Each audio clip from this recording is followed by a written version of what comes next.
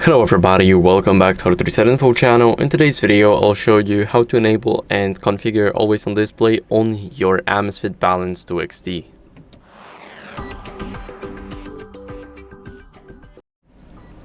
So first, if you guys want to set it up, then you need to go over to apps. So by clicking the button right here at the bottom.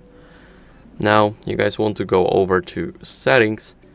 And here in those settings, you guys want to scroll down to display and then always on display. Here you guys can enable it.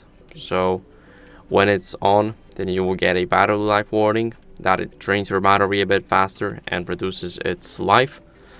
Now here you guys also have the always on style. So you guys can configure it right here like enable method, and it's scheduled. So it will turn off at 6 p.m. but turn on at 7 a.m. So that's actually good.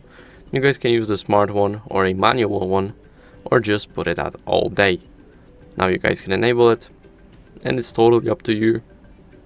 You guys can change the end time, for an example, to 2 p.m. and now it's on for 7 hours.